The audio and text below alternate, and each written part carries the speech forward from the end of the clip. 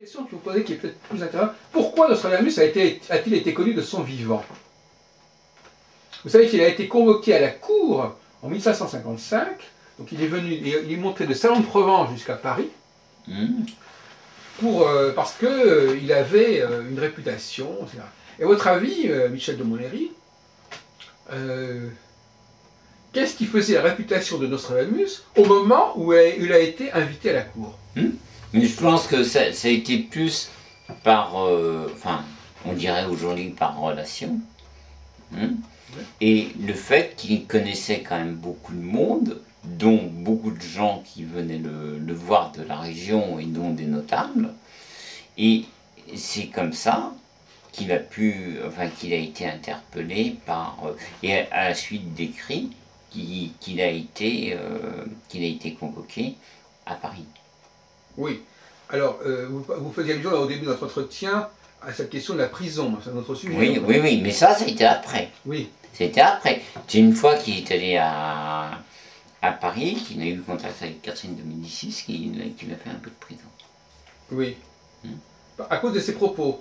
Mais ces propos qu'il avait tenus à elle, en privé ou en privé. En privé. Non, mais disons que il n'a été...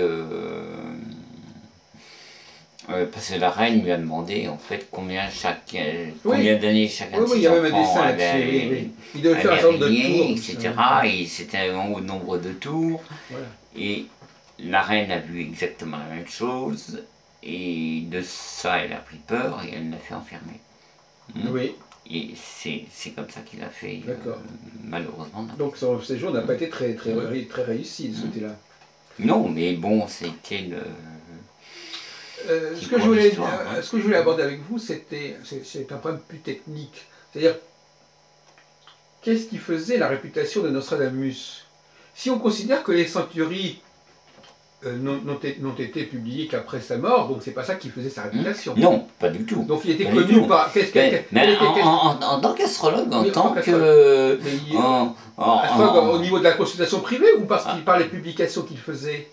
Ben, c'était un peu les deux, mais disons c'était surtout la consultation privée. C'est peut-être pour ça qu'on l'a invité, mais qu'est-ce qui avait fait sa réputation? Alors c'est effectivement tous les correspondants, tous ses clients. C'est des clients. Donc à votre avis, c'est pas tellement ses almanachs ou ses pronostications annuelles qui faisaient sa réputation. C'est pas ça qui avait fait son succès. C'est pas ça qui a fait son succès. Son succès, ça a été son travail de fond et la précision de ce qu'il annonce. De consultation, carrément, oui, d'accord. Oui. Non, parce que ça, c'est un point qui n'a pas été abordé jusqu'à présent par les chercheurs. Effectivement, peut-être qu'au fond, il a une réputation en tant que praticien. Il était plus, je dirais, à s'occuper des autres, etc., plutôt qu'autre chose. Oui, parce que beaucoup de gens spéculent sur qu'est-ce qui a fait qu'on parlait de lui. Il y a trois théories. Soit effectivement cette théorie qu'il était connu pour ses travaux de consultation privée, soit il était connu parce qu'il publiait des almanachs qui étaient précis avec des mois en disant tel mois il y aura ceci, cela. Bon, ou bien alors il était connu pour ses centuries. Voilà. Non, puisque les centuries, c'est... Non, je sais, mais enfin, je veux dire, mais c'est la question pour moi, sa réputation est venue du fait de la précision de ce qu'il annonce. D'ailleurs, il a laissé à sa mort, M. de Montlhéry, un gros manuscrit avec toutes les lettres qu'il recevait de ses clients. Donc, et qu'il a envoyé. Donc, on a tout il a été d'ailleurs édité, cet ouvrage. Tout un recueil de ses correspondances. Donc c'était important pour lui d'avoir ces lettres qui témoignent de son activité commerciale et de conseil, effectivement. Alors il y a un autre point qui est intéressant. Alors, bon, le mot prophétie. Bon.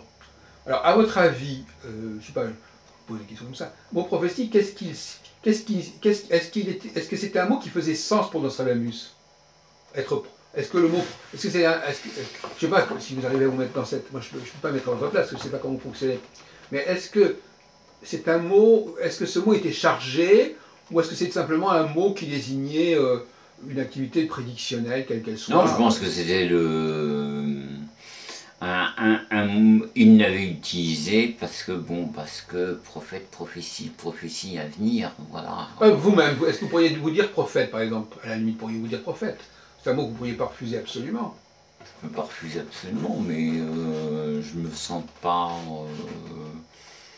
Vous n'êtes pas d'humeur prophétique, pourquoi vous ne seriez pas prophète? Si le mot veut dire simplement... Mais disons parce que je ne fais pas de prévision sur le plan national, sur le plan international, sur le plan mondial.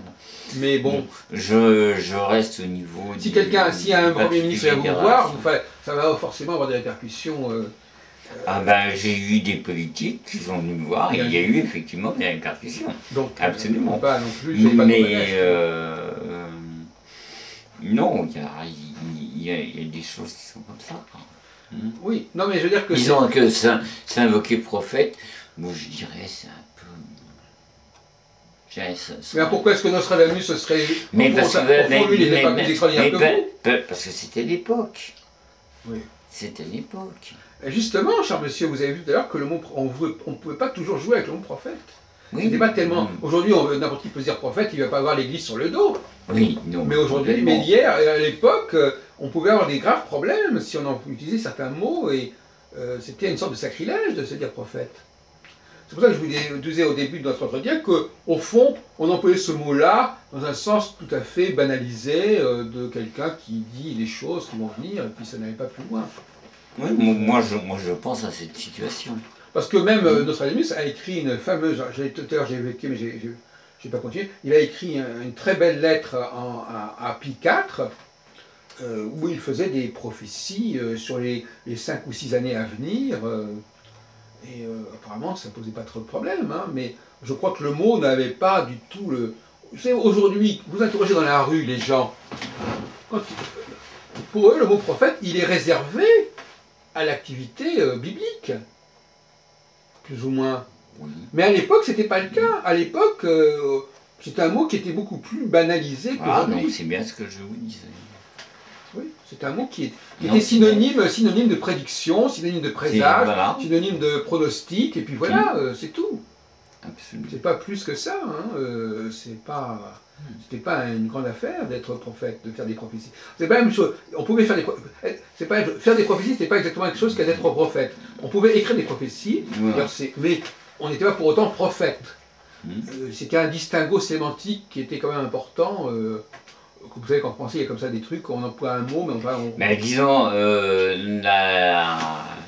le prophète, il peut donner, il peut transmettre, il peut...